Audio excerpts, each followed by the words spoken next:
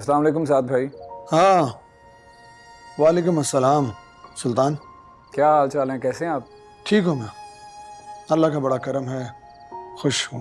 दरअसल मैं सुहाना का पता करना चाह रहा था। खुद तो वो अपने बारे में कुछ बताती नहीं है, सोचा आपसे पूछ लूँ। अल्लाह ही जाने कैसी है वो, किस हाल में। उसे तो तौफीक ही नहीं होती कि हमारी खैर खबर भी ले। अब तुम मुझे खुद बताओ ना, आखिर कब तक मैं सना को समझा बुझा कर मुतमईन करूं। क्यों? उसके पास फ़ोन है, कभी भी आप लोगों से रब्ता कर सकती है, और मैंने भी कभी मना नहीं किया उसे। बस भाई क्या करें,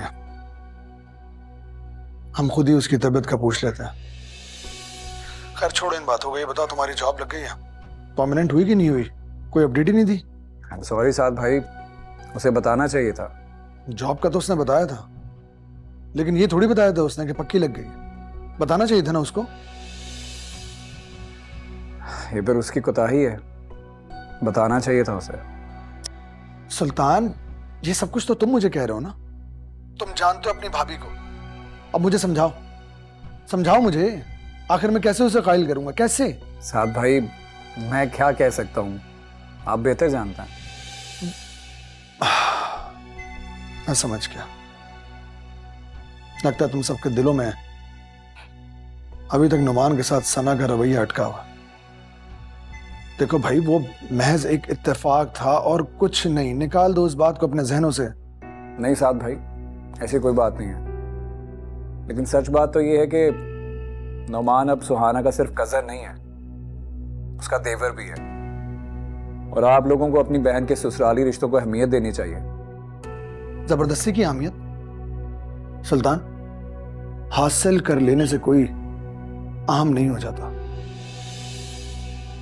सही बात है। चले खैर, रखता हूं मैं, ऐसे भी वक्त नहीं होता मेरे पास, बहुत बिजी होता हूं। और हाँ, वो एक और बात बतानी थी आपको।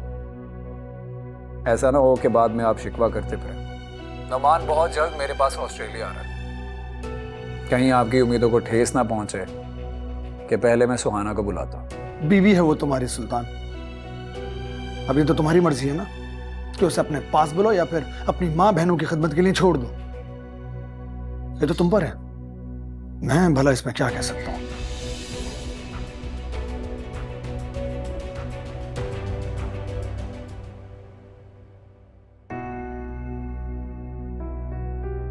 कह तो मैंने दिया है, लेकिन है तो वो मेरी बहन है,